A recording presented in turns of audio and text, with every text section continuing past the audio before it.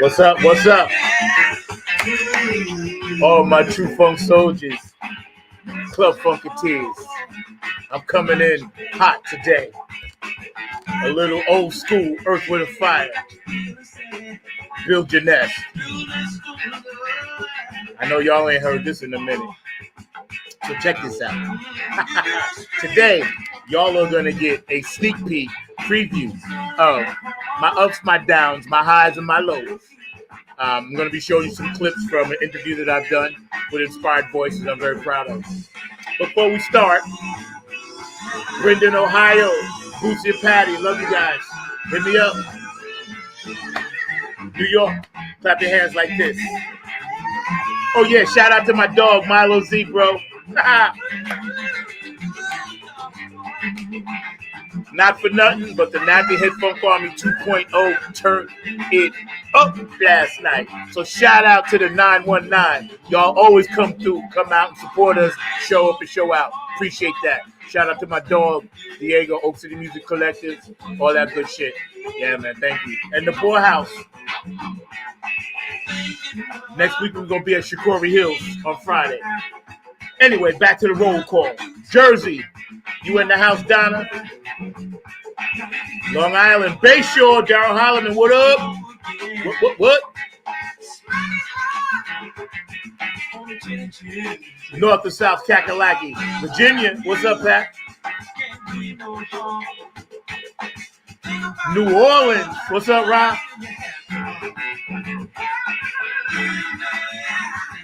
Georgia, Q&A Entertainment. Oklahoma, Dallas, Texas, the Funk of Benji and the crew down that way. April Panthers. 313 to Detroit, Minneapolis, y'all. Chicago, Indiana.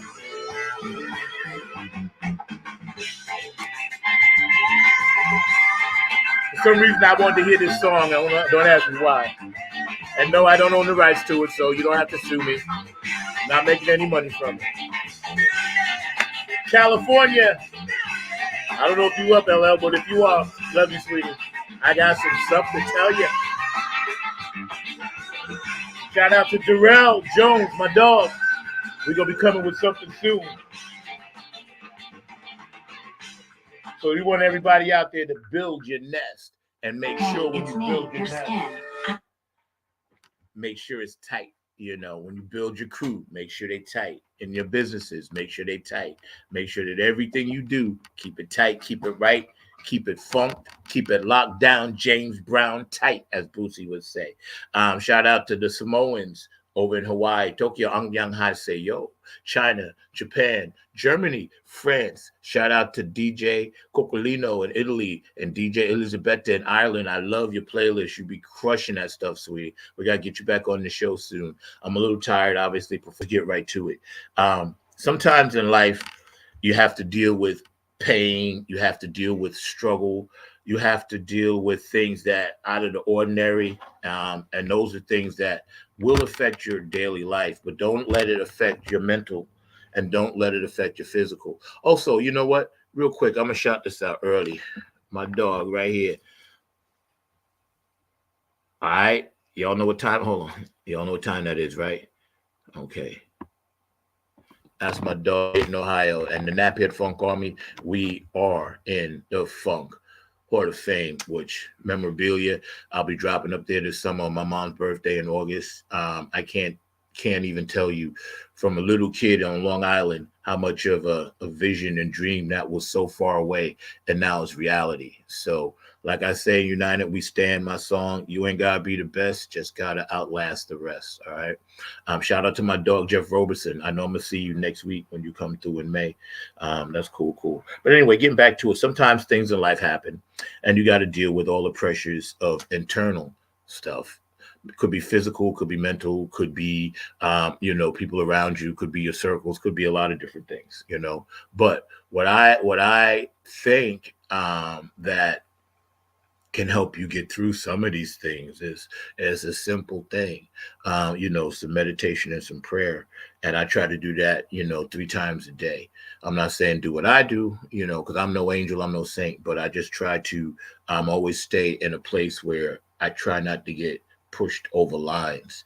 And sometimes you have to stand up for yourself, and it's okay then to step across, because that's the most important thing. Sometimes it becomes self-preservation, and it's okay to step across. It doesn't mean you're trying to hurt somebody, but you're trying to keep someone from hurting you.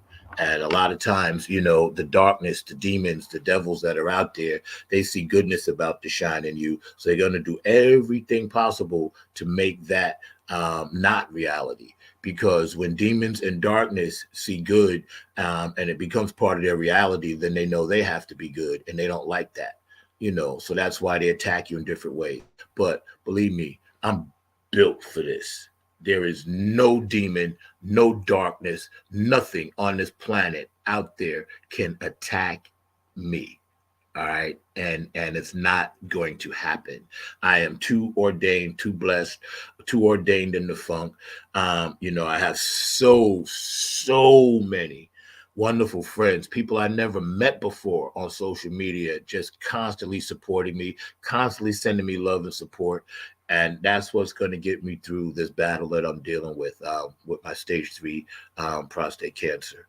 I'm not ashamed to talk about it. I think that more men should talk about it. I think that it's important. And like I said, I'm just going to keep it real. That's what this show's always been about, organically keeping it real. And of course, keeping me fly, because I'm always going to look fly. I'm always going to look the part. That's the New Yorker in me, son. But today, my producer, Mr. Mark Lee, and I put together a montage of some short video clips that we're going to show some of our guests doing some things, as well as I'm going to drop in some of my personal interviews. I see Mark, he's like, he got a puzzled look on his face. Yeah, we're going to do a little bit of that too, Mark, but don't worry. I'm looking at him now. I see this brow go up. He's like, what are you talking about? See, I'm always throwing stuff at Mark on the last minute. This is what I do. This is why I drive him nuts. Because I think it they at the last minute. What can I say?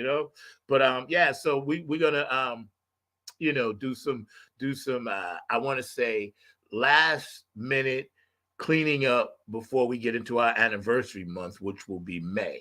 Okay, so in May we're gonna do it hard, man. It's gonna be all of that and then some. Next week I plan on taking off. And I may have a guest host, or I may not. I may just do something that, rerun, because, I'm doing a March for the Homeless speech in Chapel Hill, right? And it's going to go from Chapel Hill to Pittsburgh, I believe. But, everybody in the 919 is going to be out there, news, this and that and the third. And we're marching for homes. We're marching for people to have a decent place to stay, people to have rights, not to be threatened by landlords and things like that, which is illegal, by the way. All right, so y'all landlords out there listening, you just can't be messing with people for no reason. You can't mess with them. You can't mess with their things. You can't mess with their kids. You cannot do that. It is against the law, and you will then end up going to jail. So you better check yourself before you wreck yourself. All right. If you're a landlord out there and you're doing shit like that, you can bully people that don't know the law, and you can throw people out in the street, but don't think they ain't gonna come back at you, because that's the law of the street. And if anybody, ever thinks that somebody is soft and, you take advantage of your kindness, those are the wrong people to mess with. Tell you right now, those are the wrong people to mess with, because when you mess with somebody that has an act of kindness in their heart and a kind streak in their heart all the time, you can only push them so far before they push back, and you may not like that pushback. So just beware of what you do. Be wary. So Mark, let's cue up one of them videos, man. So y'all check this out. This is my dog Oliver Riera, and Mark's going to be pulling them up at random, so I don't even know what they're going to be about. So it's going to be about 10 minutes long. Y'all sit back, funk from the front seat. Dr. B, what up? Philly Dilly, what up, bro? Love you, bro. Missed you, man. I wish you could be here. Go ahead, Mark.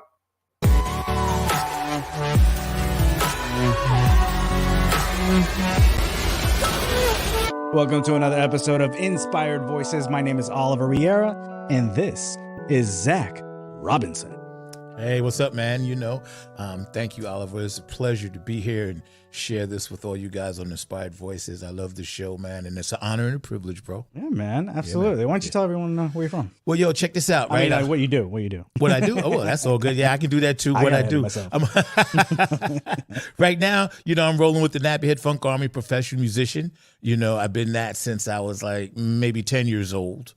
And right now I'm just making that funk happen, keeping that funk alive. I got a podcast, Funk from the Front Seat, that we do. And I'm a Club Funky ambassador for Patty and Bootsy Collins. I'm the vice president. So we keeping it all around the world for the funk, keeping it real and making it work, man. Hey. Spreading peace and love, bro. My man. Yes, sir. Dude, I love your style, man. Thank you. I appreciate that. Like just not even just like just the clothes or anything, but just the vibe. You know what I mean?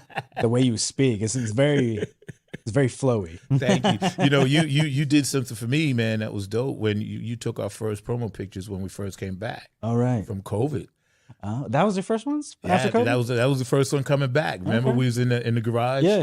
Yeah, man. And you took those photos, man, and that's what boom kicked us back in. Because everything was stagnant before then. So man, I'm proud of you, bro. Thank you. Oh, thank you, man. Number love, man. Yeah, absolutely. But where you from, man? Yo, so I was born Long Island, Bayshore. Tiny little town, not really well known, Suffolk County, went to like mostly, middle class, elementary schools and high schools and stuff like that. Bayshore was cool because when I was, coming up in that hippie era, catching the tail end of the 60s and the riots and all of that, we never really saw that. We only kind of dug it when it was coming at our face as kids. But when I used to go in the city, my dad was a Baptist minister. And I used to go to Baltimore on church rides and go to New Jersey and go to Harlem and Brooklyn and see all these bombed out places and building this and that. And it made me question a lot as a kid.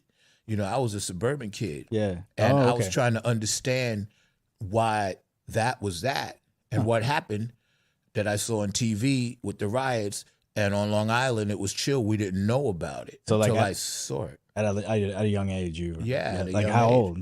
I was like 10 years old when Martin Luther King got shot. I was born in 1958. Oh, wow. So, man, I'm like a prehistoric dinosaur that looked good.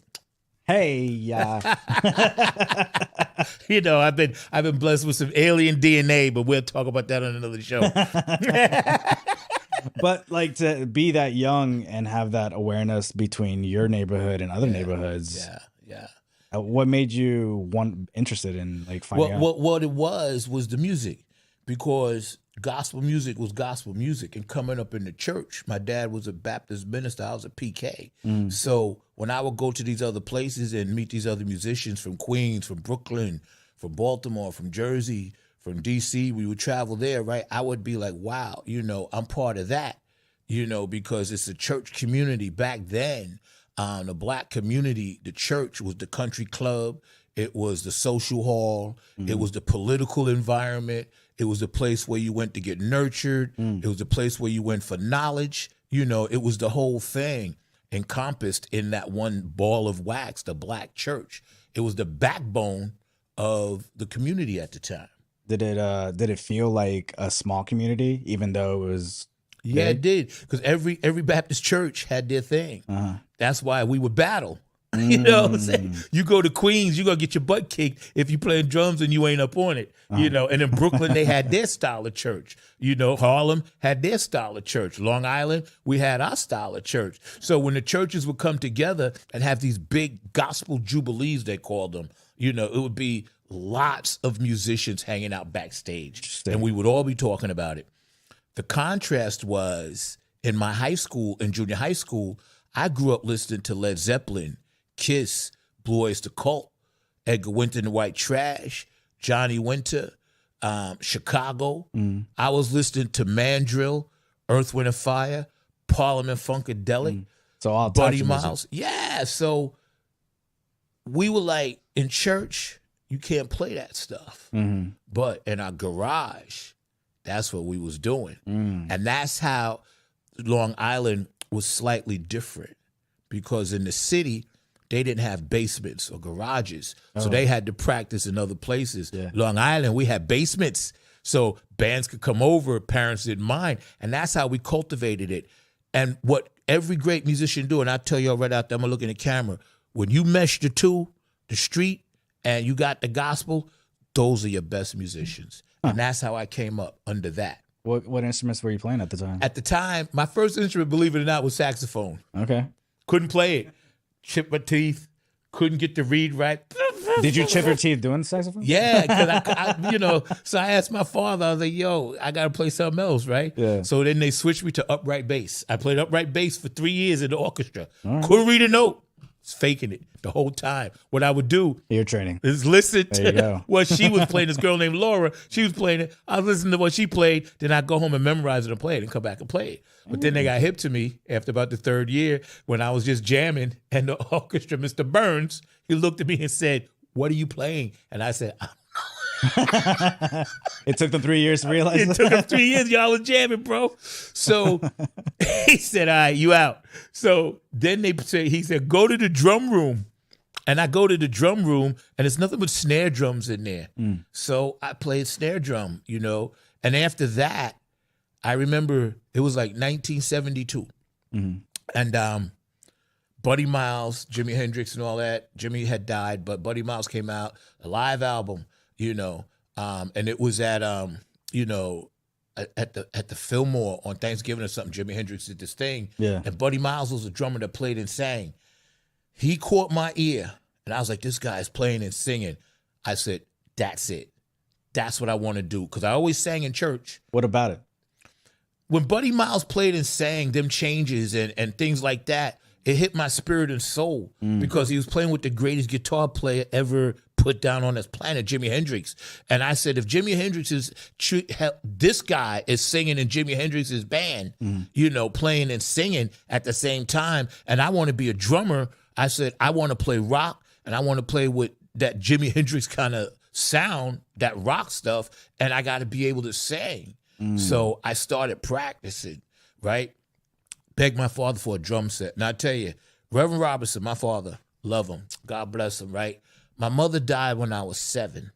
So I grew up without a mom. Okay. So my father always tried to help me and appease what I was doing when it came to instruments. Okay. So yeah, that's that support. Yeah, he gave me that. Now, my neighbors and everybody laughed. My family laughed, and my friends all laughed at me. Oh, you ain't going to do nothing with that. Oh, Reverend Robertson, you wasting your money. He said, nah, let him do that, right? So as I started getting better and better, it took me like 2-3 years to really get it, right? Once I got, because I wanted to play football too in high school, and I was doing that, but I was like, nah, the jocks are getting girls, musicians are getting girls. I'd rather be with the musicians. Yeah. And I had great mentors. What it took you said it took you a couple of years to kind of nail it down and stuff like that? Yeah, it did, because there was some really great drummers in Bayshore, that I looked up to. This guy named John Lapel played with a band, Jitterbug Jones. This guy named Rosie Threadgill, to this day, taught me how to spin my sticks. When I spin my sticks, it's in honor of Rosie Tush Threadgill. Howard Beeman, my first mentor, he played guitar. He's the one that taught me how to match my foot and what I'm hearing, and then listen to the band. Be the backbone. Don't just try to be that. Yeah. Because, when you first want to play drums, you want to be you're right. It ain't about that, So he taught me the pocket, and they worked on me for 3 years before they let me get in the best band called Manchild. And when I went in, I took Bobby's place, the guy that taught me how to spin, because he wasn't feeling well, and I jumped in and took his spot. And then that's when it kind of took off for me. So backing up a little bit, when you were in those 3 years learning, how was that for you? Because like 3 years for a kid, right, seems like a long time.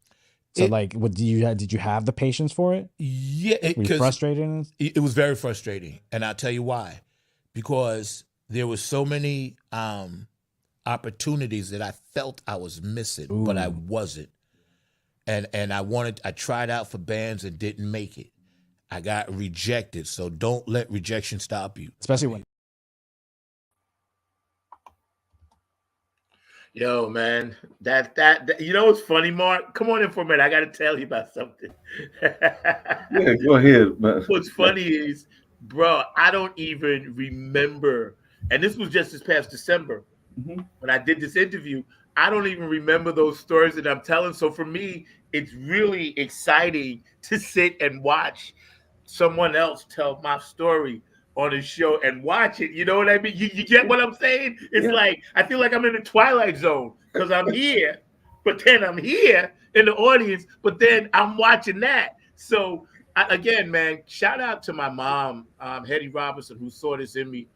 Love you. She died when I was 7, but y'all don't know. Like back then, um, there were cultural things happening in New York that weren't really happening in other places. Not that maybe New Orleans, maybe Atlanta, maybe Chicago, maybe Los Angeles, maybe maybe Texas at the time. I'm not sure, but see, in New York, we had something that at that time other states didn't have. We had Broadway. Mm-hmm. See, so Hetty used to take me to Broadway plays, bruh. Like Man of La Mancha, Fiddler on the Right. Roof. I mean, I seen Sammy Davis, like the one man show he did. I seen little Stevie Wonder playing harmonica. The Motown review at the Apollo. I Oh mean, wow. that's where she. I guess I don't even maybe I think because she was always she loved Mahalia Jackson was her favorite artist, but and we always played gospel in the house. But she also really loved Lady Day. Oh You yeah. know and shout out to Billy. And so she would probably want to go to some of these things because my father was always working at night, and I guess she figured it couldn't hurt me, you know. And thank God I'm getting tears now talking about this. Well, now I can tell that it moves you. It moves you But rightfully. but Because definitely. I am so grateful to that woman for doing that. There's no amount of thanks and love um, that I could give to my mom for doing that. And my father as well picked up the torch because by the time I got into playing instruments, he had switched to days because my mom had died. So he had to come to the day shift, right? And I don't know how he did it, man. I swear I don't. We always had nice cars, went on vacations, fishing trips, this and that, and he was buying me instruments. I don't know. Now I know, he was working, with the Masons, and I can't talk about that. So, Right. but yeah, that man, he made sure, and he was sick while he was doing that, ironically, with cancer, and he made sure that by the time he died when I was 21, I was musically on a path. Yeah. And I strayed a lot for the first 10 years on that path. The drugs, the girls, the Right. women, the sex, the bands, the arguing, the this, the that, the egos, all of that BS. Right. And then once I finally realized and it got serious for me, and then I got even more serious about it, and made it like my business besides working in healthcare, I looked back and I thought, and I can only thank both of them so much, man. Yeah, it's amazing you bring that up and everything because we got that important holidays that are coming up, and some people will be thinking this coming month and the months ahead about the importance of their parents because May is Mother's Day and June is Father's Day, so they're both around the corner and all along those lines. And I don't know if I've mentioned this to you before. We've known each other, and you're like a brother from another mother, and all in that space. But my mom's birthday is actually going to be in May coming up. So I believe, yes, in the latter part of May. So she'll be, as part of that Gemini holiday, she'll be turning a early 80s. So, but she's still very active and, definitely as a person that keeps me and my brother, as well as her grandkids and the rest of the family in line and everything like that. So that's motherly love as well as that fatherly love, because that I've talked about my dad and his artwork on your show as before. So, I love both of those parents. So I can relate to you having that support. I'm fortunate that mine are still here, and I know that yours are here from an ancestral standpoint. Because as I've told you before, I oftentimes feel that they are guiding us, even if they're not here. Because I lost my grandmother way back in the '80s, but as far as I'm concerned, she is still guiding my journey along with some of the Oh other. yeah, our spiritual ancestors are always with us, man. LL says that all the time. We should thank. Matter of fact, I got to thank my spiritual ancestors right now, so she don't get upset with me. Sorry, so late in the show, LL. I love you. I'm thanking my spiritual ancestors right now, so thank you. And she's gonna be doing some stuff with us soon too.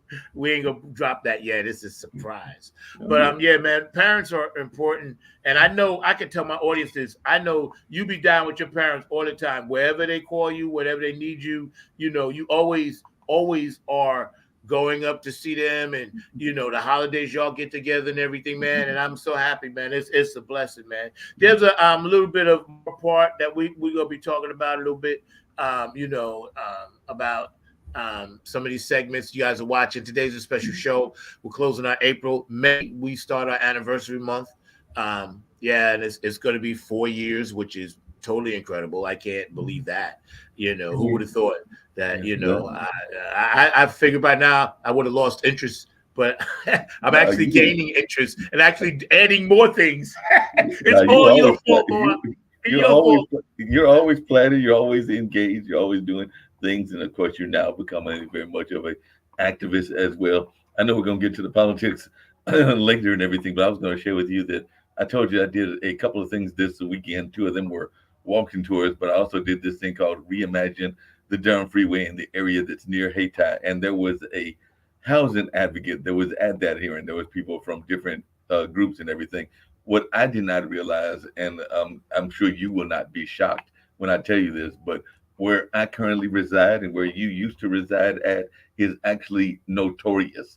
The lady told me that they filed the most evictions of anybody in North Carolina and in the Durham area. So I found that very fascinating and wanted to share that with the audience and everything, because I know people, and we can't talk about their name, but people thought I was bullshitting when I told them I got gentrified out, and I'm working with the pension, and it still happened to me, because see what happens is they're a national corporation, right, and these national corporations, when it comes to housing, they have slipped under the radar with local governments as far as establishing guidelines, because local governments are so busy paying attention to these fools at the top. Right. So people forget you still got to vote for some of these things on your local level, and housing is one of them. That's why now across the country, they've gotten away with being able to gentrify and raise rent every year. Yep. Like I said, because they slip through. Yep.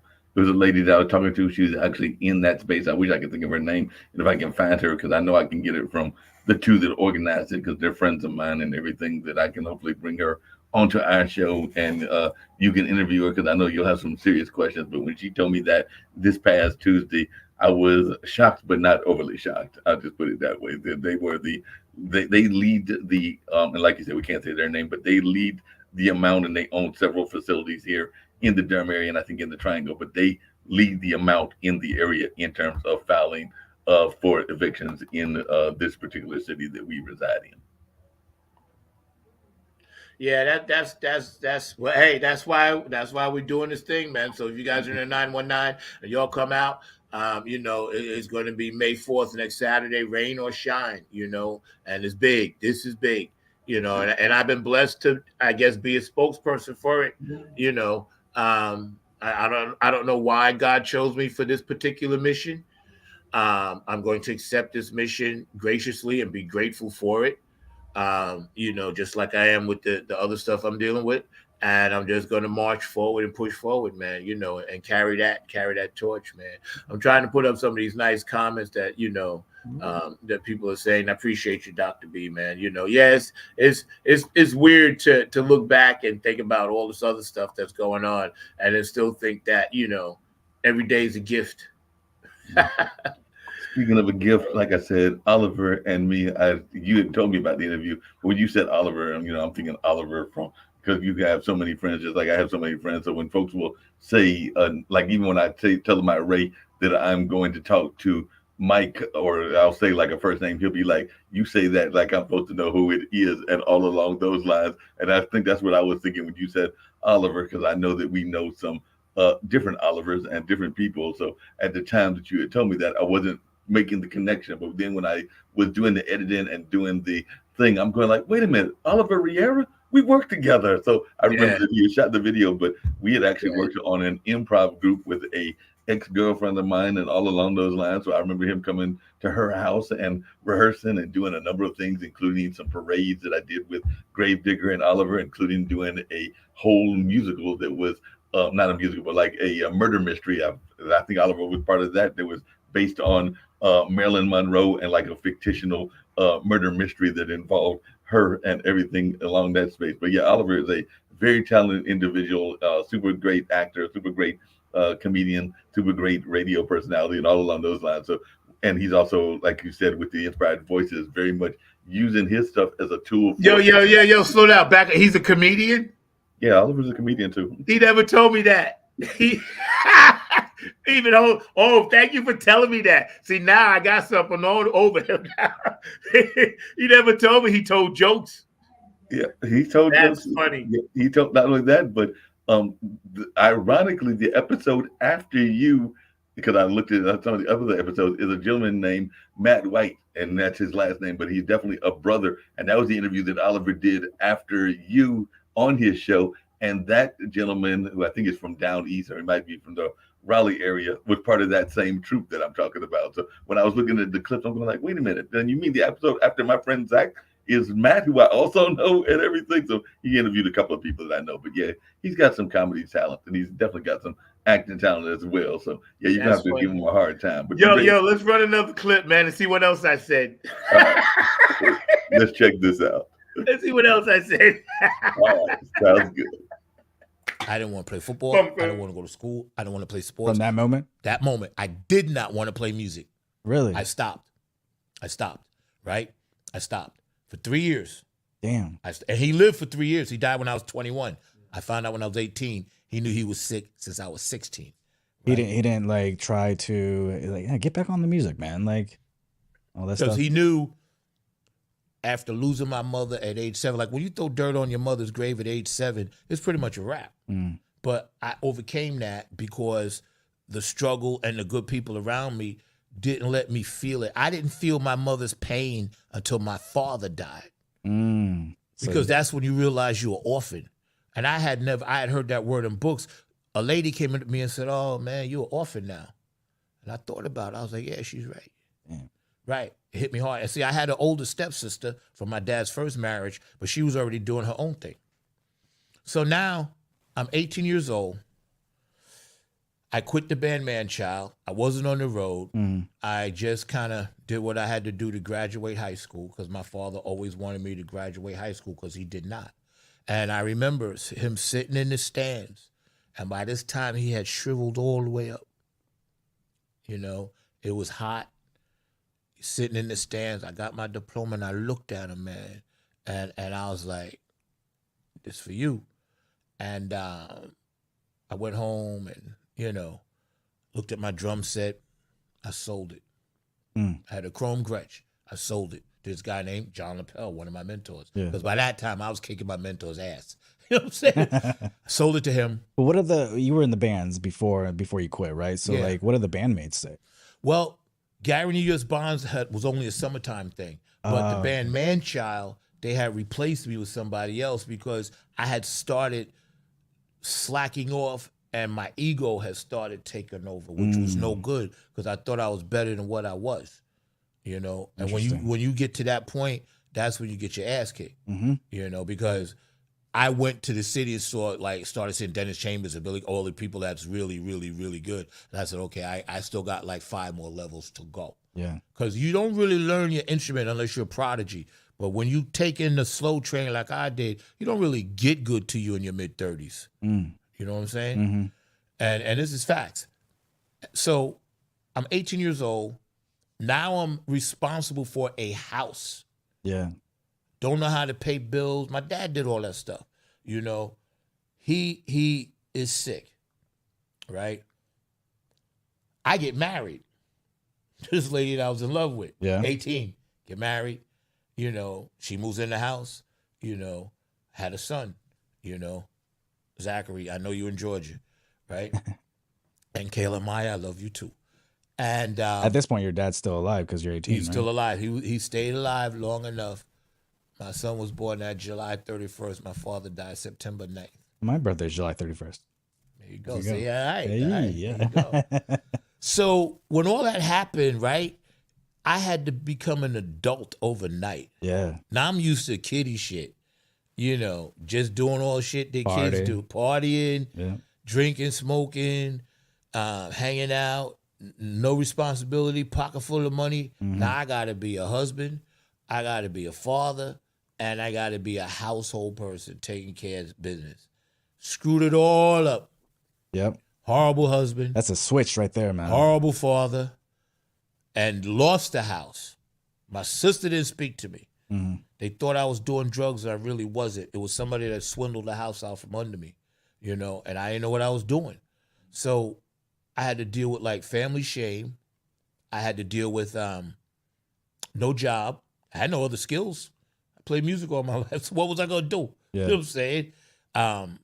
Didn't really understand why I was the way I was, but then after years of therapy, I realized that the loss of my mother and then seeing my father remarry this woman when I was 8 years old, and she came in the house and stole everything and left him sick, which I believe causes cancer.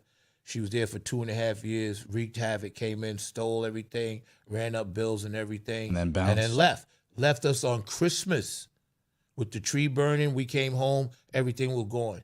Damn. Yeah, She that's set what it I up? went through. That's what I went through at 9 years old. Damn, dude. Yeah, man. So my father somehow pulled himself together, right? And he became this pillar of strength, but his weakness showed for the first time. And when his weakness showed for the first time, that's what broke my heart. My father was the strong one. The fish, you know, fixing cars. He used to race cars. Him and my uncle, they did all this stuff. Came from down south, had a good job, was supervising all. Now, I'm like 9 years old, and I didn't mean to jump around, but I can't help it. So now I'm like, okay, music is the only thing I got. Yeah. That's why from 9 to like 16, I was So balling. when you said when your dad, when you saw him like not be the strong man anymore, that's when you decided the music is your life. Yeah, that's Okay. when I had to Yeah. figure out, okay, Oh, because you felt like you had to survive on your own. yeah, exactly. And see, he wasn't there. He worked all the time. And matter of fact, I'm working on a book now called Alcoholics, Bootleggers, Prostitutes, Preachers, and Pimps, because that's what I grew up around. Because my father used to rent rooms in the basement of our house, and that's all that was down there. Damn. I called it the den of iniquity. I used to go down there 4 o'clock in the morning, prostitutes, gambling, Yeah. people fighting. Was that how you made his money or something? No, he would just rent them rooms, but he didn't know what was going on. He kind of knew, but he would take in like people off the street because he felt sorry for him. He was a preacher. Oh shit. But see, the one thing back then, kids, we had no say so. You couldn't get away with that now. Right. Back then, it was like, hey, you do as I say, you know, not as I do. Keep your mouth shut, keep your eyes closed, whatever you see, right? Because that's how the black community was back then. There was no programs or this or that. You had to take care of people. And he didn't do it on purpose. And some of those people were really good people. They just were like winos. They were like prostitutes. They were like pimps. And they started stealing everything out of the house. Many bikes I had, 10 speeds I had. Some of them was on drugs. And I was telling my father, like, this is just killing me, man. They're doing this stuff. They're doing this stuff. It took them 2 years to realize But he the didn't effect believe it you? had on me. It had a big effect on me, Yeah. right? But did he believe you when you were telling him He stuff? believed me, but he was slow to react to it for whatever reason. Whatever the reason was, I still don't know. I've seen things. I've seen people swap wives and everything. You know what I'm saying? Right in front of my very eyes. So I'm a kid growing up with this. So that's why I said, you know, the black community, the church, and all of that, There was a lot of good, but there was a lot of stuff going on behind that curtain that I saw that I shouldn't have seen. And when all this was going on, that's when I was just developing my music. I was like, okay, mom's dead. You know, dad's going through his struggle. I got to deal with all these people in the middle of the night, waking me up, this and that, coming out the door, slamming this, that, fighting, stabbing, shooting. I dealt with all of that, bro. And that's when I started hitting it hard. That's why he always let me do the music. And to this day, I believe all that stress is what causes cancer.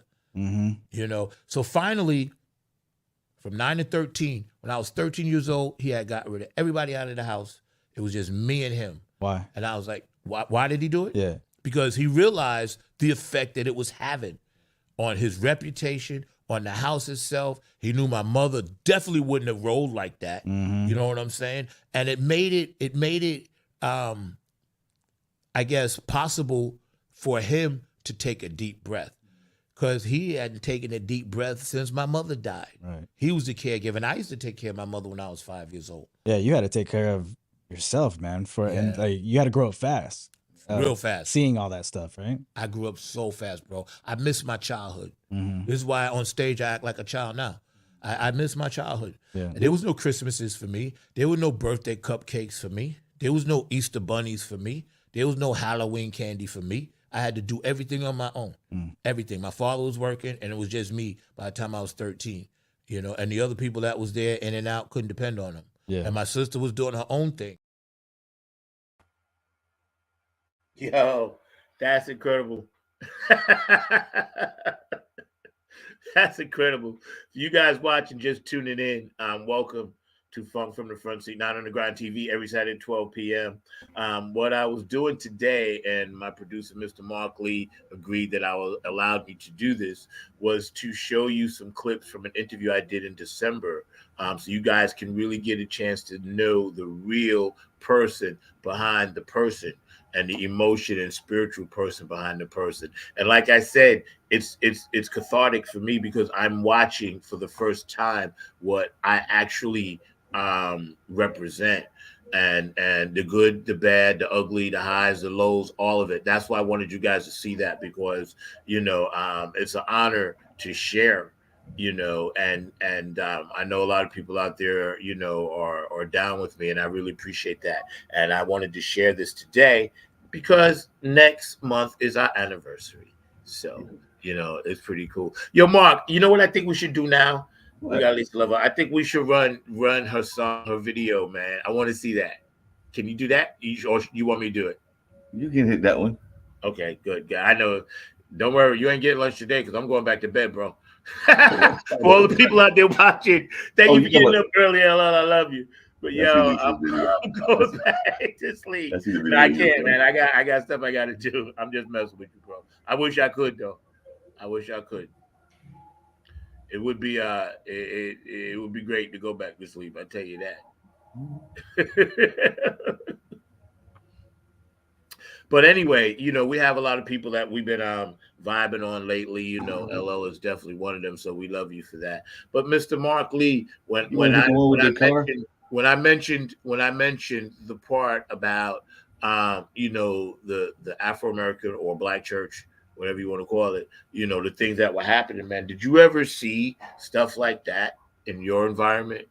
Yeah, like I said, actually, ironically, Mom went up with my one of my cousins, Jonathan, as well as what would amount to a second cousin, because my first cousin's let's see, Annika would be the one of her two daughters and everything, but two of them, and Mom and my Aunt Julie, they went up and went to our family church, because there's a family church here, Pine Chapel. So yes, that church environment is very important, even in rural North Carolina. So definitely I saw that connection, and I've even gone to some local churches here in the Raleigh-Durham area and all in that space. But that church connection, and particularly that church connection to our musical community, I definitely Did you ever see stuff that shouldn't have been going on?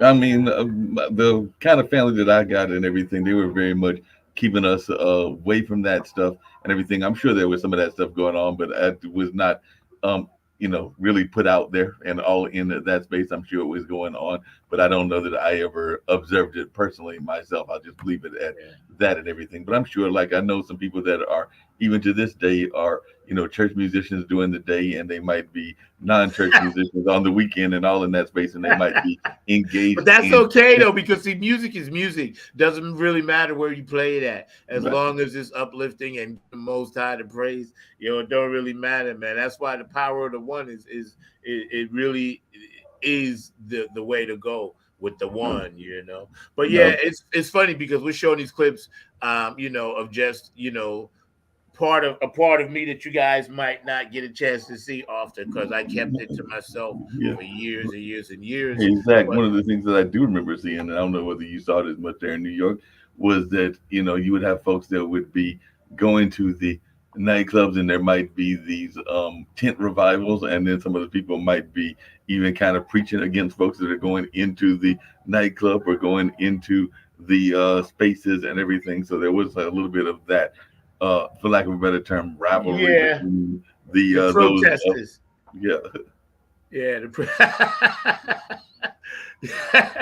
And I get it. Like, I've been on both sides of that, so I get it, man. But it's just so funny because when you think about it, you have to really be willing to put yourself on a line to picket something that you probably behind closed doors listen to yourself. Exactly. You know what I'm saying?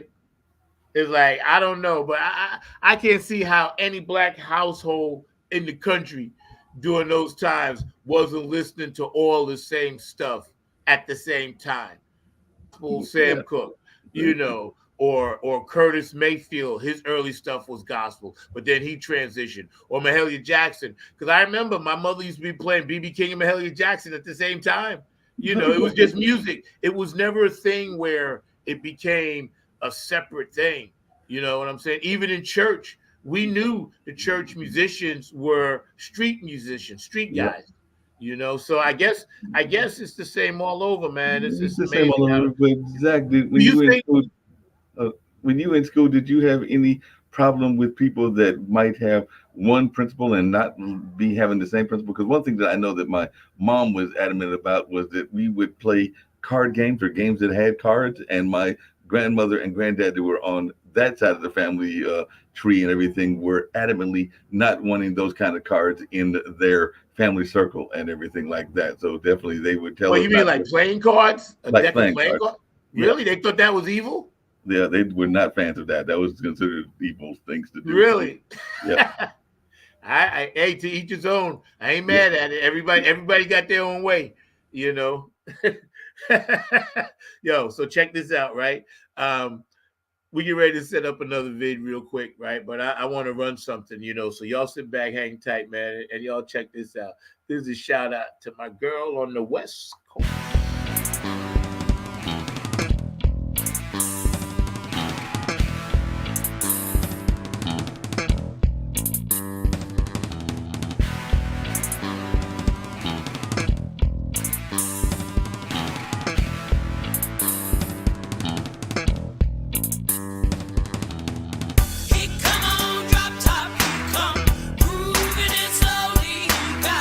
Juju, I've only one holy road.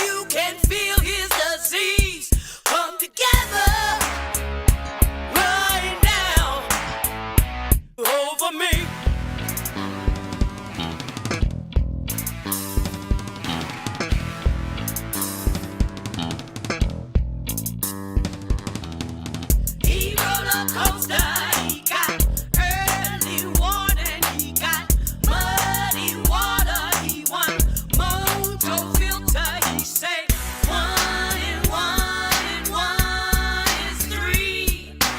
Got to be good looking 'cause he's so hard to see. Come together right now over me. I wish we can all come together on one accord. Chicanos and black folks spread it across the board. No begging, maintaining respect for one another. Cause when it all boils down, we all the same color. Brothers with different mothers, fathers protecting kids. East, west, north and south side beings. Get a power to the people, equally spread it out. The universal breakdown is what life is all about. No rags, toe tags, erase the yellow tape. We can do it right now with no time to waste. No court cases, face it, we get it done. No matter where you at, no matter where you from. Grown men, go 10, fall in perfect. Get it right with the most high, believe me, it's worth it. Lisa Love, baby paper with Baldy the old man. Skunk my baby, better get it while you can. Get it.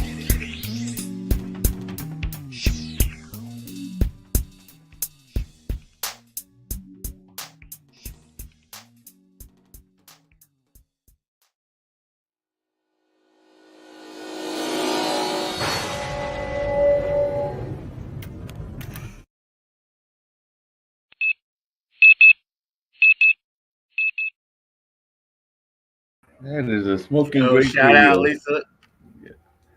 That is a great video. I love that video and everything. I do want to clarify something with you, Zach, just really quickly and everything, because I think that he did a little bit of stand-up, but you know, just like there's different forms of music, there's jazz, there's blues, there's definitely funk, and there's plenty of other musical styles. Comedy also has its different forms as well. So Oliver is really more known for improv comedy, which is kind of like that acting version of sketch comedy, or what people would consider sketch comedy. So that's really what he's known for, not so much the stand-up, because when you said that, I was going like, yeah, I think he did a little bit of that, but he is known because he actually was involved with DSI comedy, which I think is in Raleigh, and a couple of other troops, including that one that Yvette had formed and everything. But yeah, he is known as a more of an improv comedian. So when you tease him, you have to let it be known, because that's kind of what Jacoby does as well. Yo, that's what's up. And see, I get that part, because when you said it, I got that. I understood what you meant, you know, but it was just funny because I was picturing him standing up there like, you know, like David Chappelle or something telling jokes. I was like, man, I don't know. But I was like, you never know. People got many sides. True that. My throat's a little scratchy today. Speaking of scratchy and throat being all of that, there was some very deep stories that you told, and we got plenty of them. We could go for a whole 2 hours if we wanted to, but I wanted to know, did you want to see another one of these powerful interviews? Because I got another short one that I think the folks need to see of you. This might even be the one where you're talking about the airplane, because I know that there's definitely one where you talk about 9/11. That might be the one after this, but did you want to see another one of these in-depth clips and everything, since it is your show? Who is it? Huh? You. Me? You. What do you want me to do? I said, did you want to see another one of these in-depth interviews with you and Oliver? I said, you want to see another clip? Oh, I zoned out for a minute, bro. I swear to God, I couldn't hear you. I'm listening to you. I heard like, but I remember. I swear that's all I heard. Yes, please. Run another one of those. Let's run another one of these. Don't ask me what happened. My mother died. Right. He was the caregiver, and I used to take care of my mother when I was 5 years old. Yeah, you had to take care of yourself, man. And like you had to grow up fast. Real fast. Seeing all that stuff, right? I grew up so fast, bro. I miss my childhood. Mm-hmm. This is why on stage I act like a child now. I miss my childhood. Yeah. There was no Christmases for me. There were no birthday cupcakes for me. There was no Easter bunnies for me. There was no Halloween candy for me. I had to do everything on my own. Everything. My father was working, and it was just me by the time I was 13. You know, and the other people that was there in and out couldn't depend on them. Yeah. And my sister was doing her own thing. Because at the time, I think she had kind of realized what stuff that was happening in that house, and she didn't want her kids involved because they were a little bit older than me. Periodically, she used to come, and I used to go over there on Sundays and hang out with them and play their 45s and listen to the music. But for the most part, she wasn't in that house. Yeah. Were you a trouble kid? Because like seeing all that stuff, going through all that stuff, you know, you're either thrive or you let it get to you and you go down. in life? I wouldn't say I was troubled, but I would say I was disturbed. I was disturbed. Can you elaborate on that? Yes, because I used to just want to be by myself. I used to go up on my roof at night and just lay and look back at the stars and the UFOs and shit going by. And I got to the point where I was better off being alone. I played with my friends. I was sociable, but they would all go home to families. I would just go home to the empty house because my father worked 2 jobs. He worked from like 7 in the morning to 3. He would come home and take a nap to 7 and then go from 7 to 12 to his other job. I was a latchkey kid. Yeah. So when the house finally got empty and it was just me, it was crazy hard. I was scared a lot. Damn, I bet. I had to cook for myself a lot. And he taught me, my mother taught me, so I was good. But I ended up liking to be alone. Because at that time, I'm 13, I'm processing this music thing. What happened the past 10 years, reflashing over and over my mother's funeral, watching my dad go through stuff, thinking about the people that I saw fornicating in the basement, shooting dice and stuff, smoking weed and stuff, going to school when, I was soaked in piss because I had peed the bed. There was nobody to clean me up, nobody to wash my clothes or nothing. Yeah. Right? People used to make fun of me, not the best groomed, but mostly groomed. I took care of myself as best I could. But it was things that my teachers realized. And then they kind of was trying to look out for me. But at that time, again, it was whatever happened in the house stayed in the house. Wasn't like it is now. There were no programs for shit. Yeah. You just existed Deal with as it. a kid. Yeah. So once I understood my journey and I started to understand where I needed to go and get on my feet, and I was playing football and pretty decent athlete, whatever, and then the music thing was kicking off, right? I was good because, I was playing. My father was, I thought was healthy. I was touring with Gary Neal's Bond straight out of high school, had a pocket full of money. Then he got sick. Then I got married, kids, and then I stopped for 3 years, right? That's when you say that slide, I hadn't hit rock bottom yet. I hit rock bottom when I slid down and started self-medicating. In the 3 years? Those 3 years right there? More than 3. Yeah. Like 13. 13, yeah. From the time I was 21 to the time I was like 35. Self-medicating. Was that like... Like, in other words, I never shot heroin. Because like you were doing drugs beforehand, right? Yeah, but it was like sociable. Right. Now I was doing it to kill the pain. And that's when therapy and psychiatry and psychology in the early 80s had kicked in. Because remember now, my father died in 1979. So coming into the 80s, people started understanding, wow, PTSD and this and that and, what people are going through, traumatic stuff. So I started self-medicating only because I was hanging out with people that was doing it. Okay, so like the first time you were self-medicating, was that like you were so depressed at that time that you just went with it and then it just became a regular thing? I was so depressed. It was New Year's Eve. I was driving on the Belt Parkway in New York. I had like a fifth of scotch, right? And I had done a lot of cocaine and I was smoking weed and I let go of the steering wheel. On purpose? On purpose. And tried to go as fast as I could in the snow on ice. So you were trying to commit suicide? Tried, bro. And because New York, the grooves in the road, the car wouldn't crash. I was like, all I did was slide around. Then bang, I hit a snowbank. I tried so hard to get out of here. Because at that point, I was done. What was running through your mind after you hit that bank? I was spared, and I got to continue, unfortunately. Because I was so depressed. I lost my mom, lost my dad. My sister didn't really care.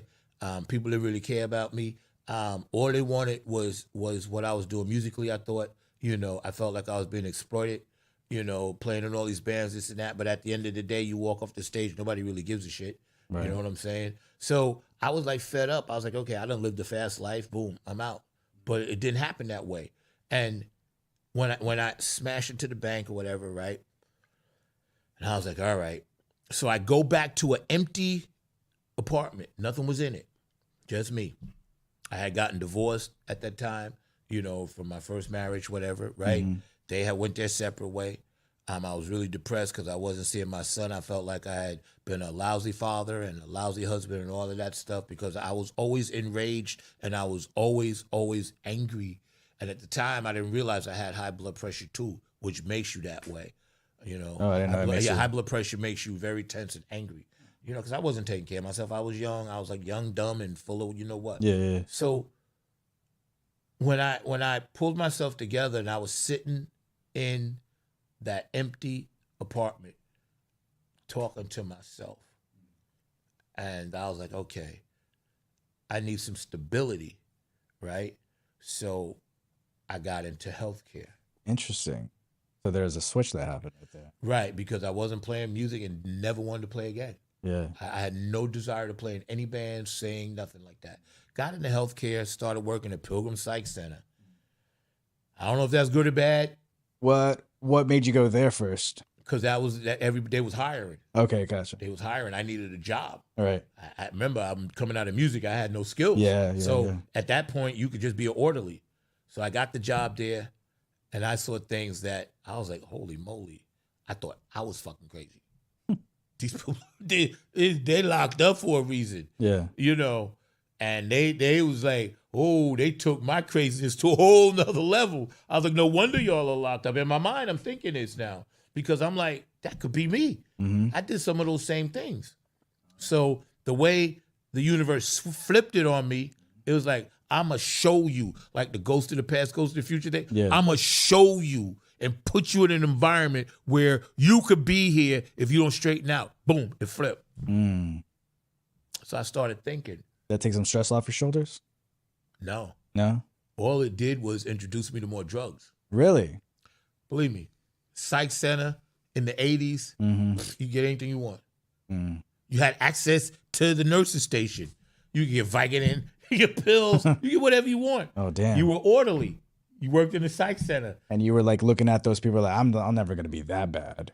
Yeah. But still doing the drug. Still doing the drugs. Because once you get in that environment, not everybody was getting high, but a lot of people was, because you're dealing with people that have done some really horrific things and you got to deal with them physically. Mm. So you got to be ready at any time. Straight jacketing people, bed jacketing people, dealing with people that's 6'5", 250, that's built, weightlifters and garbage men and people that will rip your head off. Yeah. There was this one gentleman, he did something so heinous, we ended up taking him to where David Berkowitz was. You know what I'm saying? In Bellevue. We was on Pilgrim. David Berkowitz, Son of Sam's, thing like that. I worked Psych Secure. So Psych Secure, the only difference between Yeah, Psych Secure was no joke. I got a flashback of my Pilgrim State days. Just now, I was like, I got a little tense myself just listening to that story. Because I can tell y'all, if you don't know about healthcare and some of the things that people have to go through in their daily job, next time you see a healthcare worker, you need to thank them because it is not an easy job, especially when you're dealing with people that may be aggressive and things like that. So just keep that in mind. But yeah, I was telling that story because back then, it was no holds barred on getting high. Everybody was. It was like, I don't know, just like everybody now is on the internet, it's kind of the same thing.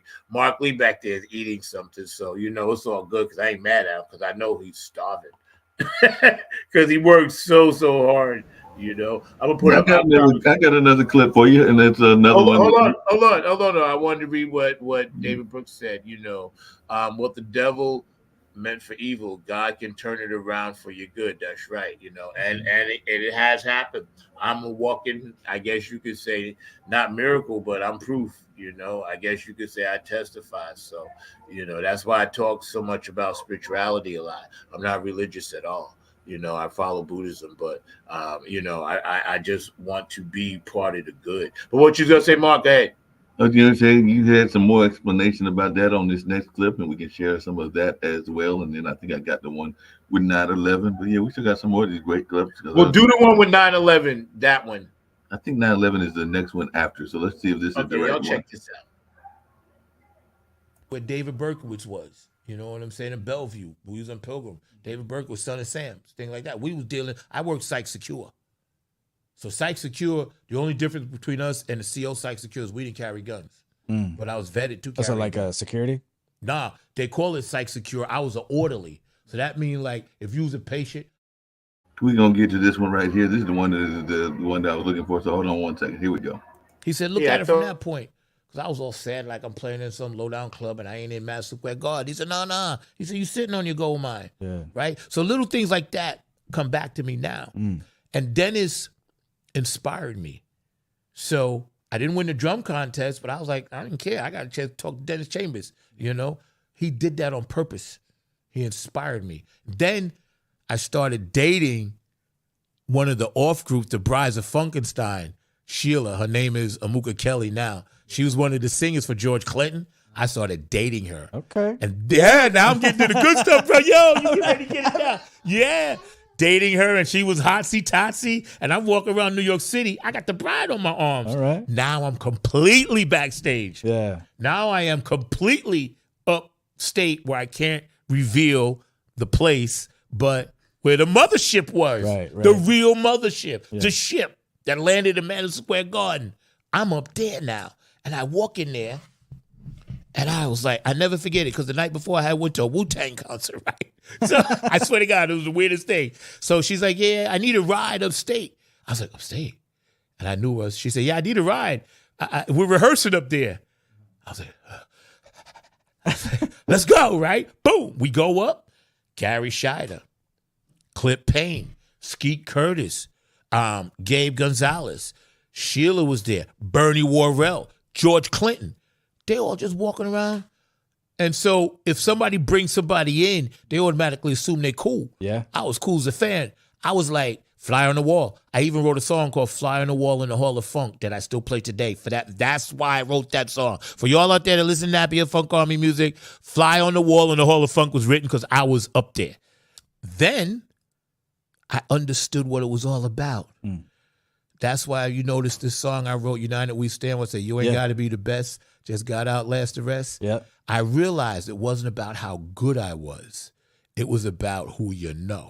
Yep. It hit me. Yep. And they said, yeah, you good enough to play. But George came up to me and said, nah, man. He said, you can hang out with us. He said, but I'm already carrying 3 drummers. I don't need another drummer. So I was like, damn. But That would have been the ultimate, right? But the best thing him and Bootsy Collins told me to do, he said, and Bernie Worrell too, start your own band. And that's how Napier Funk Army was born. Then he said, I want y'all to play at my birthday party. Oh. So we played a George Clinton birthday party, and the rest is history. Damn, dude. The rest is history. That was 1998. Yes, it's who you know, but you also have to learn how to communicate and be social with those type of people and stuff like that, right? Right, exactly. See, and I hadn't had that. Sheila taught me that. That's why I love really? it to this day. She said, listen, just be cool. You ain't got to come in like all hyped up, like you chest poked out. No, just come in. And Sheila told me, wherever you go, act like you've been there before. And that was one of the most important things she ever told me. She's up in Detroit now. I love you to death, Amuka. She said, act like you've been there before. I was like, bet. So, at that time, I was in my late 30s. I was starting to understand the game, And I said, all right, I put together a band. We played George Clinton's birthday party. I understood the game then because once you understand the rules of the game, you could play it better. Yeah. It's like the Golden State Warriors. They became this dynasty, but they started out losing first. You got to lose first before you can win. Right. You got to not necessarily bottom out like I did, but you got to be able to humble yourself. See, and I was always a humble kid, but then there was a part of me that had that arrogance because I did go out so early. I was playing in front of the Tramp so early. I did tour with Gary and the U.S. Bond so early. I had a residency at the Twin Towers, the Waldorf Astoria, the Manhattan Center. We played in front of George Thurgood. I was playing in cover bands, one of the best in New York City, which is still around today, Creations Music. It was a wedding company. We played for everybody. Whoopi Goldberg, John Leguizamo, You know, we played high-end stuff. We traveled to Mexico, traveled to Hawaii. I did all of that. So my ego was there, but playing pop music. But I always wanted to be here with the funk. So then once I realized how to fuse the two and get my mind right, because my mind wasn't right. I had been through so much as a child. Yeah. I had been through all this traumatic stuff. I'm working for the Carmelite nuns, and I'm trying to put together a funk band and still record my own ideas. I still hadn't, now remember, I hadn't recorded anything yet. I played on 2 gospel records, but I hadn't personally recorded anything. Nappy Head didn't even have a record out when we started playing. Yeah. And I had to redo the group. You know how it is. You put people here, you put people there. Yeah. So once I did that, right, and I realized my purpose, Jerry Jamont got me into the Buddhism, and Jerry Jamont took me to this place called Stream Ring, and you'll hear that on my record. And guess who was there? Madonna's guitar player. Oh, shit. Paul Pesco. Mm-hmm. He had a studio in there. And Madonna used to give him all the equipment after every tour. All the stuff on the top of the shows was Madonna. I was like, ooh. So Jerry says, listen, Paul, this guy Zach, whatever, he wants to, do some work and hang out, whatever, right? I got a job doing voiceovers. Really? All the Angels, Edward Hawkins, California, come see his mass choir. I was doing voiceovers, bro. There you go. Yeah, so. Look at that voice. Yeah, right. I need voiceover work. Hey, hire me. I can do it. I can sound white. Got that white voice in him. Hey, I can do that, So I'm hanging out with Paul Pesco, and, we trading ideas. I'm learning MIDI and production from him. That's why I worked so well with Mo. I learned it way back then. Okay. And we were the first, and I'm proud of this, the Nappy Head Funk Army was the first black rock funk band on Long Island to stream live with this company called Stream Ring. We were the very first ones, and Long Island will not recognize us for that, nor are we in the Long Island Music Hall of Fame, which is a travesty, but that's okay, because guess what? I'm going into the Dayton Funk Hall of Fame in 2024. There you go. Up in Ohio. There you That's go. a side note. But so once I was around these people, I got Jerry Jamont, played on everything Aretha Franklin did. Paul Pesco, Madonna's music director. I was like, okay, I must arrive. I'm hanging out with P-Funk. I'm dating Sheila. You know what I'm saying? And by that time, Sheila and I had broke up, but we still stayed friends. I still had the connections, right? I'm picking up George Clinton from the airport, picking him up from, when he came through, Gary Scheider in Maryland, taking trips, this and that, behind stage. And I'm seeing my friends in the audience. They're like, damn, how you get backstage? I was like, yo, I got like, come on. What? Oh, yeah, I'm up here. Wait, hold on. So, like, with all of this going on right now, were you consciously aware of everything that's really happening? And were you careful about not to fuck anything up? Good question. I was consciously aware because I had worked with people that couldn't even help themselves in a nursing home. So it gave me, the Creator made me go back and relearn humility. And once I relearned humility, that's why all these guys to this day are my friends and I could be around them. That's why I'm in the funk now. Bootsy made me this and that and the third. Because I came in, when I came back, I was ready physically and mentally. So to answer your question, I was consciously ready. I was still excited and happy, but I didn't need to play drums for George Clinton then. All I needed was his validation to start my own stuff because he knew I knew all of his stuff. Yeah. And then some of his cats was like, yo, you pretty nice. You should do your own thing. And then little by little, right, I realized it's that consciousness that you said, my spirit in this earth suit wasn't ready before. That's why I couldn't get it. Yeah, it was split up. Right. Once I came together on both sides, then I knew I wasn't going to fuck it up because there was nothing else for me to do but that. Yeah. And they validated me. They said, listen, you one of us. You do you. You go out, start your band, do warm-ups. We opened up for Living Color a lot. Corey and them became friends of mine, and Vernon Reed, good friends of mine. My guitar player that plays with me, Andy, plays with them. So it was like, oh, you guys are ready to do this stuff, And when all of that happened, that's when I was getting better band members, Kevin Harrington came in on drums. William Press Bush came in on keyboards. Tanya Tillett and Pat Dioria came in on vocals. The band got better. Carlton Collier, rest in peace. I just buried one of my bass players this past summer. He came in. I started working with 2 bass players, which nobody was doing back then. Dumpster Funk does it now.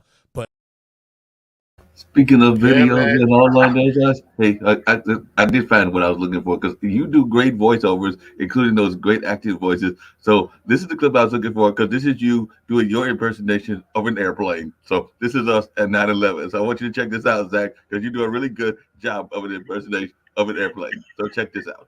I will. What? You're killing me. Damn. 9/11. Fuck. We were right there. And then the world changed. No longer do people give a shit about music. Music, if you think about it, between 2001 and 2005, the arts were dead. Really? I mean, it seems hard to believe. I mean, I understand why, but it seems hard to believe because music is music. It's People resonance. played it, but the first year and a half, 2 years, you got to remember, New York was burying thousands and thousands of people every day. Yeah, yeah. So a lot of the places in the village were right around the Twin Towers. I worked in the Twin Towers. I had a residency there with Creations Music for like 5 years. Every Tuesday night, we would be there jamming up top. All of that was gone, you know? And a lot of the clubs started weaning out. CBGB's eventually closed. Wetlands eventually closed. The Red Lion eventually closed. Club Life, where we played with Taylor Dane, eventually closed. What was going through your mind, man? When all that stuff was Depression. happening? Settling back in. Depression. The what you went through before started coming back. Depression. For me, and I was part of the Black Rock Coalition, BRC. Every famous black rock musician was in it. Fishbone was in it. Living Color was in it. We used to play in gigs. We used to play with these people. The late, great Ronnie Jordan. All of these people, right? We was in that thing, right? And once the city of New York, the pulse, the heartbeat changed, a lot of people gravitated towards DC because DC always had their go-go thing. That's the heart of Chocolate City. That's the heart of funk. It wasn't New York. It was DC, Chocolate City. That's the heart of funk. Plainfield, New Jersey is where a lot of them came from, besides Bootsy and them, Ohio. But Ohio and DC, Zapp came from Ohio, Isley Brothers, Bootsy Collins, Lakeside, all from Ohio, you know, Slave. Then Prince came out and doing his Minneapolis thing. So there were different parts of the country now that was just as good, if not better, than New York when it came to opportunities. A lot of people left. They went here, they went there. Yeah. The music, Broadway, and all of that stuff took a hit too because they had to kind of shift. No longer could you go out and be funny and be fun. Even comedians changed their stuff because New York was on the serious rebuild tip. Yeah. You got this big mass pile of metal the size of 5 football fields sitting downtown, smoldering still. We did a benefit shortly after. It was like 27 days later. We actually had a gig booked before that happened at NYU. And we went and turned that gig into a benefit. You know, things like that were happening. Right. So it became more serious. Yeah. I became more serious. I got married. So, let me get married. Got married, right? And had kids, you know, moved to Virginia, you know, to get away from all of that, you know. Wait, so all that was happening and you decided to bounce and just.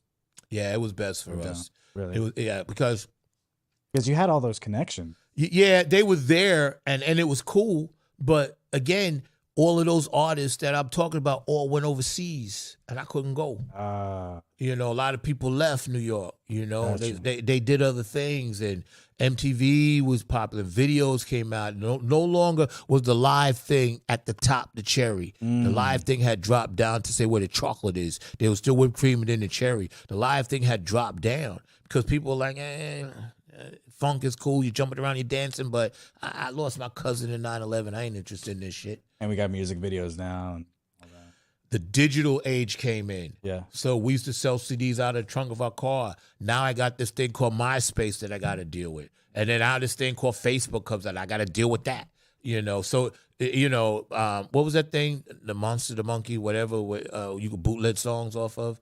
You know the thing I'm talking about? Yeah, like had LimeWire and stuff like that. But there's another one that was a famous one that had an animal name. Yeah, I can't remember. I know Yeah, what you're right. talking about. I Monkey or used to have Monster, it. whatever that Yeah. was, that came out, and people are bootlegging music. Yep. So there was a lot that changed. And again, we had recorded our first CD, Funky for Life, and put that out. We selling it out of the trunk of our car and selling it on CD Baby, right?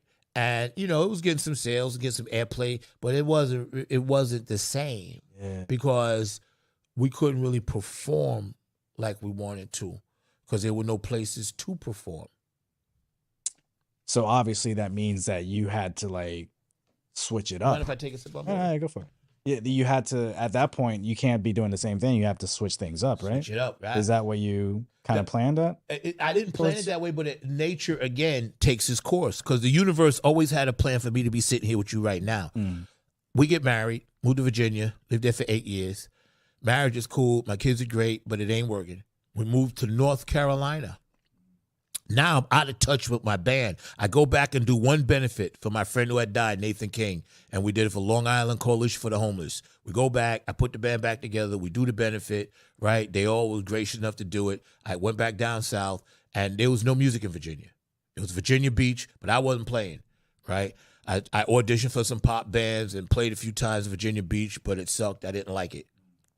So we moved here. Now, I don't know nobody here. Why? Because my ex wanted to be here because her family moved here. Okay. So we moved to North Carolina in 2013. Okay. Got divorced in 2014. Now I'm without my kids, without my family, second family, right? Second North time Carolina. I'm divorced. North Carolina. Don't know anybody. And I didn't know anybody. And I'm on my own.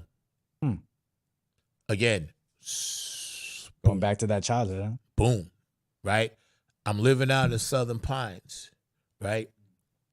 Depressed. I had ruined my life, jacked up my marriage, right? I'm really depressed. I'm like, all right, it's time. This time is really time for me to go, right? I had bought a shotgun. I'm laying on the bed. My kid's picture here, and I got long arms, right? Kid's picture here. My ex-wife's picture's here. I'm laying on the bed. Boom, shotgun in my mouth. And I can reach the trigger. So I'm right there. And I'm like, well, this is gonna be it. Yeah, that was some dark times, right? And I ain't really wanting to get into that like right now, but that was some stuff, and sometimes first moving here that had me in a different place, which I'm in a much better place right now. But that was like the lowest point of the second time around for me, and the reason why I'm not really into talking about that like right now on this particular show is because that's a whole nother show that I'm going to do when it comes to suicide prevention, and I wanted to save that clip for that. It's not like I'm afraid to talk about it. It's just that I wanted to save that clip for that. So you'll see that at another time. But basically, by the time I moved here, and here it's cool and everything because I love it. It's like it's cool. There's no stress and nothing like that, or there's things going on. But the music scene here, keeping the funk alive, I feel is my mission now. So that's why. I think that the universe has me here right now to help rebuild and revitalize that whole funk movement, because it does need to be revitalized down here. It's not nearly as many opportunities, for funk bands, especially pure funk bands, that are homegrown or whatever. I don't know a lot of them, but it's not really a lot. What are your thoughts on that, Mark, about venues in North Carolina and things of that nature, as you would say? Yeah, you got a couple of venues that are doing things, and we got some new ones that are opening up, like Missy Lane is trying to do some stuff, but she's more jazz oriented. And of course, but first of all, tell us the name of the place and where it is. Missy Lane is here in Durham. It's in downtown. It's near First Presbyterian, and it's Cicely, who was one of the organizers, along with Al Strong of the Art of Cool, put this venue together and everything. The Fruit is not that far from the old ballpark, and they've done some shows that have tried to have a couple of funk bands. And I know you played the Pinhook, so there are a couple of ones that are older and everything. So there are venues and even motor codes that definitely there needs to be a greater scene, and there definitely needs to be support for what exists, and definitely in terms of funk, and definitely even some genres that I like the blues. There definitely needs to be more efforts. But I've also heard, because I've talked to a friend of mine recently, that there's some people that are trying to put together some festivals, like they tried to do this Bull City Summit last year, but now those people are getting into some trouble because there's some things wondering, what happened to the money and whether the thing was organized correctly and all in that space. Because apparently there was an article that definitely painted them in a negative light, and I've got to do some more research and everything. But then there's people that are trying to do a Roots Festival. I think that the lady from the Carolina Chocolate Drops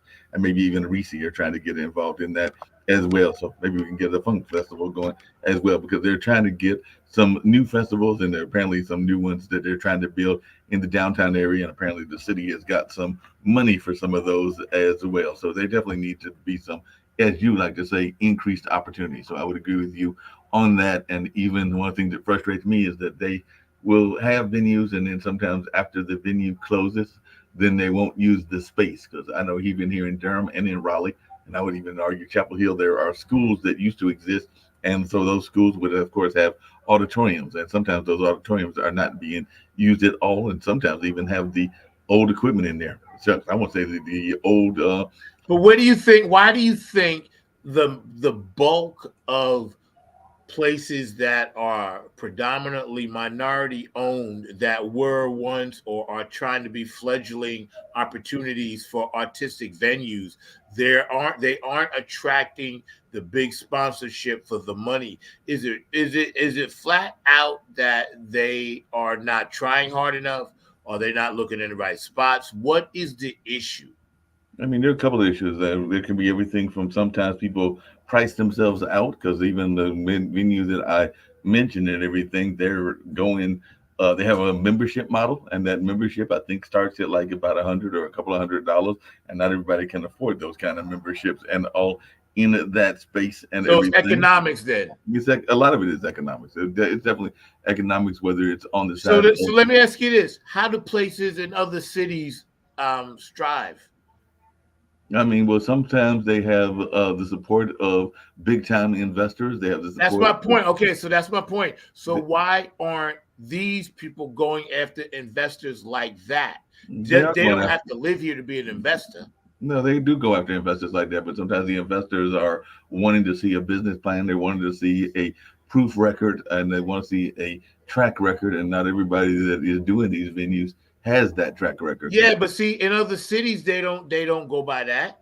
That's other cities. Like I said, the urban cities have a little bit more capital that they are able to give out because they have a greater pool. That's my point. That's why I'm leading you down this path, because I want to know, why can't one of those paths simply veer off to where the urban city money is? Like I said, it seems like it would be a simple move to me.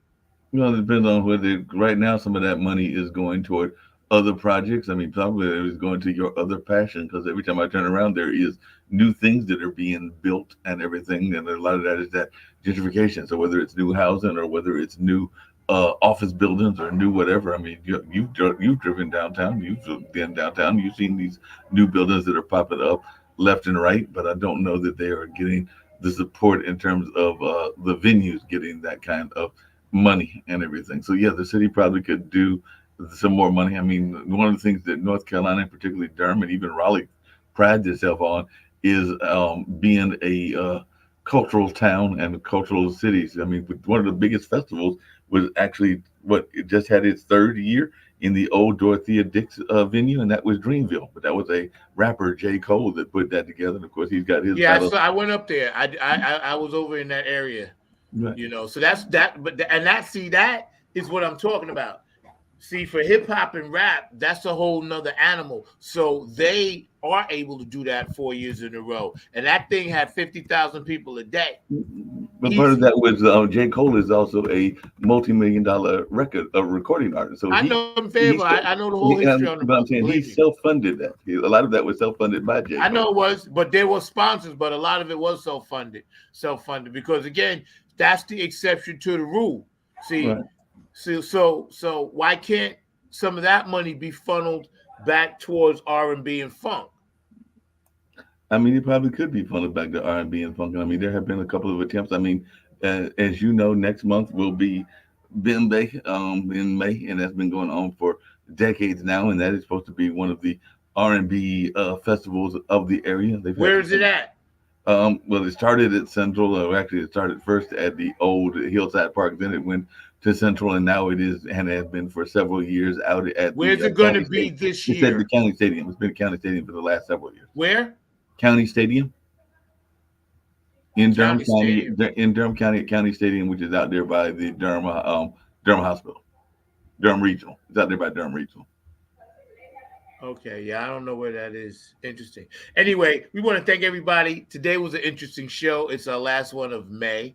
The last one of April. So please join us in 2 weeks. Next week, I'm going to do a rerun because I'll be at that rally speaking, doing a speech, and I'll give you some live footage from there on my Funk from the Front Seat Facebook page, so y'all can tune into that. I want to thank everybody this past year that has chimed in with us, that has been on the thread, that has made these awesome comments. Shout out to LL, I love you. Shout out to Cindy, Dr. Brookenstein, Sonia Murphy, George DeFonga Vinci, April Panthers, shout out to Kevin Harrington. Shout out to all the people that continuously help pump this thread and push it through. And my homegirl, last but not least, Teresa and the line dancers and everybody around the Boosie Collins Club, Funketeer and Peppermint Patty. Shout out to all you guys for keeping the funk alive.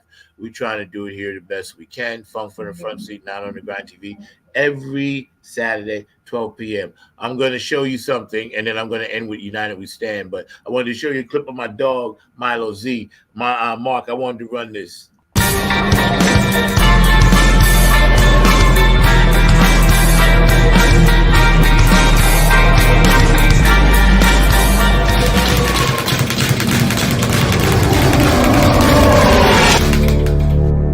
What's happening? Where's everybody going? Seems like everybody's fleeing New York. Let me hit up my boy Frank, see what's happening. Somebody calling me? Yeah, what's up, Bob? Hey man, what's happening? Do me a favor, come pick me up. Meet me at the spot. Seems like everybody's fleeing New York. I want to know what's going on. Cool, I'm coming. All right, peace.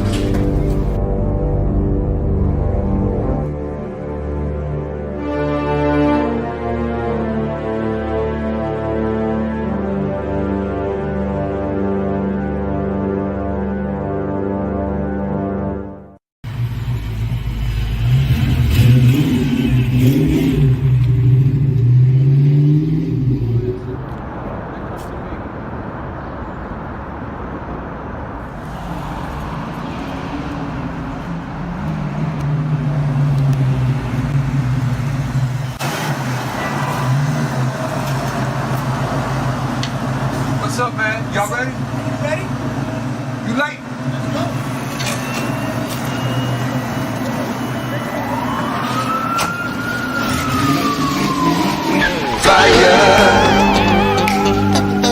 Say New York City is burning, and it running from us. Fire. Yeah, my city is hurting. With 11, ain't no loving, none for us. Fire.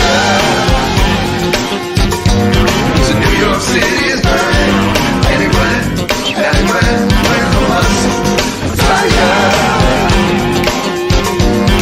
Yeah, my city is hurting. With 11, ain't no loving, none for us. I hear the people say, damn, I need a holiday. I need to fly away, cause New York has had a stay.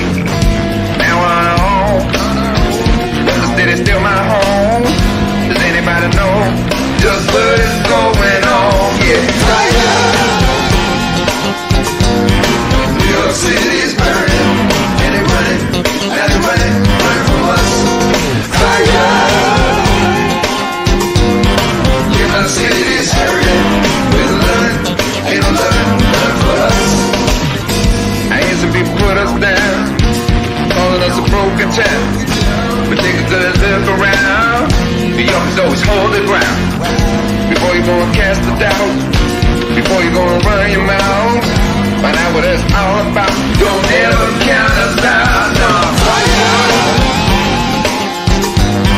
New York City is burning, and they running, burn from us. Fire! Yeah, my city is hurting, with a loving, ain't no loving, none for us. Ain't nobody come for us. Who the hell are we gonna trust? Maybe just a little bit of love. Why gotta be so tough?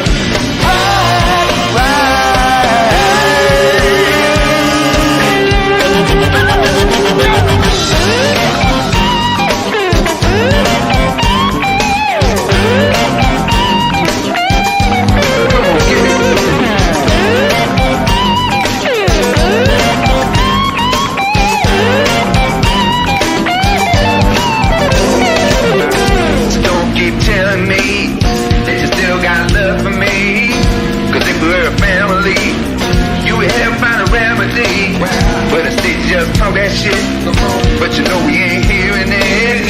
So go ahead and fly away. New York will be okay. Yeah.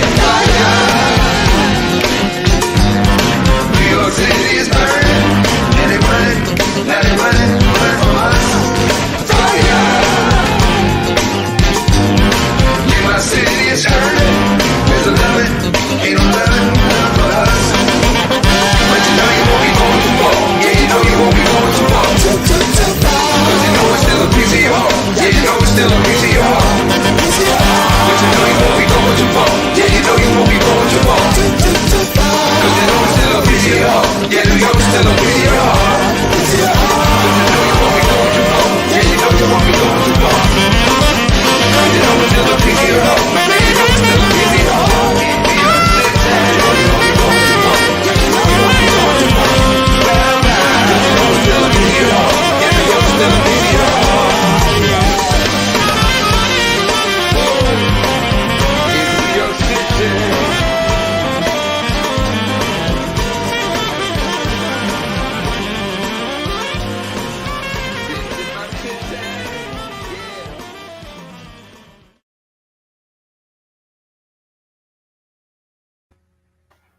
I love that, man. That's my dog. Shout out, man. We support you down here, man. Milo, I love you, dog. Really, really appreciate you, man. And you know, you stand tall, man, for what you believe in, bro. That's what's up.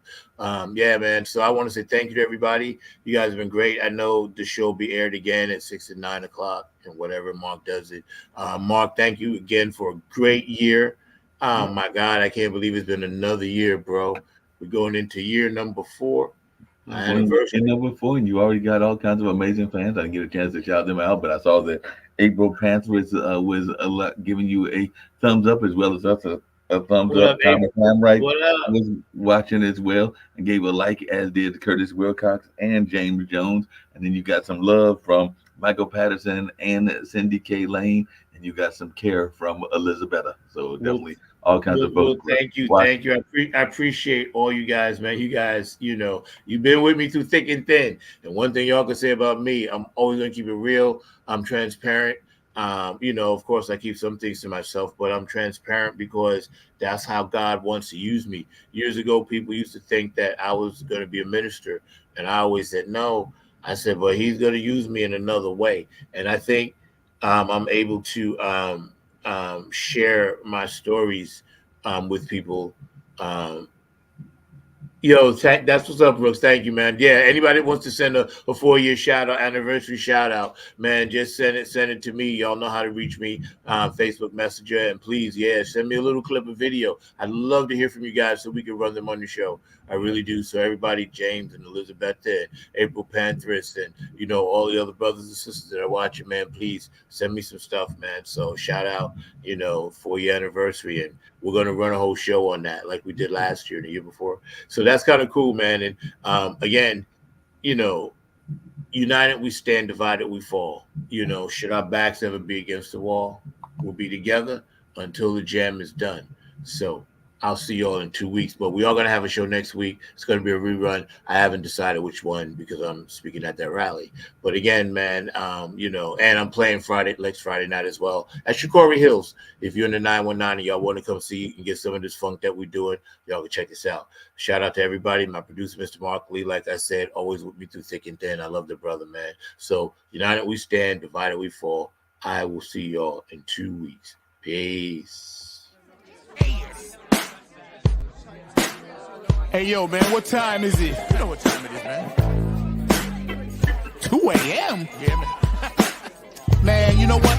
What's that? It's 8:46, bro. Wow, that's deep. Yeah, you know what time that is. Yeah, man. Nappy head. Yo. Funk Army. What's up? Stand up. Get it live, y'all. Yo, drop that beat. You know what we gotta do. Yeah, man. We bringing this funk just for you. Repeat after me. Say, you don't have to be the best, just gotta outlast the rest. You don't have to be the best, you don't, just gotta outlast the rest. You don't have to be the best, just gotta outlast the rest. You don't have to be the best, just gotta outlast the rest. United we stand, divided we fall. Should our backs ever be against the wall, we'll be together until the jam is done. I'ma say that again for you. United we stand, divided we fall. Should our backs ever be against the wall, we'll be together until the jam is done. Here we go, y'all. Now let me tell you a little story about United We Stand. It says we're gonna funk across this funkless land. We gon' stand up and let our voices be heard. We ain't gonna let nobody stop us from spreading the spiritual word. The ruthless corporate greedy don't give a damn about the needies. We need everybody in the house to join us on this one, alright? Y'all say, united we stand, divided we fall. Should our backs ever be against the wall, we'll be together until the jam is done. Are y'all out there? You feeling me? United we stand. Come on, y'all. Divided we fall. Should our backs ever be against the wall, we'll be together until the jam is done. Yeah. Check. 1, 2, 1, 2. United we stand, divided we fall. Funkin' with the poor people most of all, as they poison our mind with food control. Third eye is wise, sacrifice. Wake up and see what they doing to you and me. Keeping a separate product of Illuminati, like the jail cell did my boss John Gotti. Dirty politics and high-priced prostitution reside in all the important positions. Just look around at the injustice in the world. Some forced to live in a deplorable conditions. Watch what we do. This rap is coming up just for you. So sit back, relax, check out our phone calls. The nappy hip-hop army always bumping in your drum. Twitter, tweet, the TikTok. The ruthless corporate greedies don't give a damn about the needies. A movement, genocide and homicide is happening all around the world. Promise me this, promise me that, when all the fat cats stabbing us in the back. Man, get off my back, bro. Killing me. Let me see you wave your hand. We all wanna take a stand. Rise up against the corporate man. Nappy head all across this land.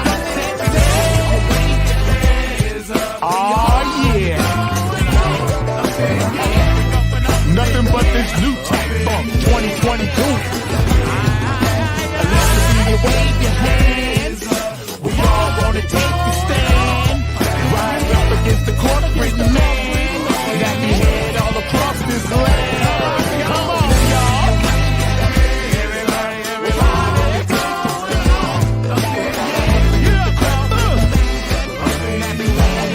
Come on, man. United we stand, divided we fall. One more time. Should our backs ever be against the wall, we'll be together until the change is done.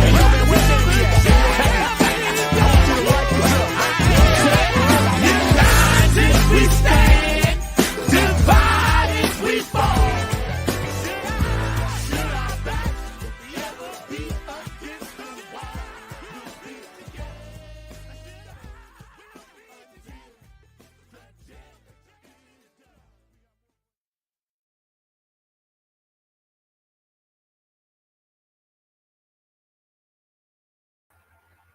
Y'all have a good one. And one more shout out right here.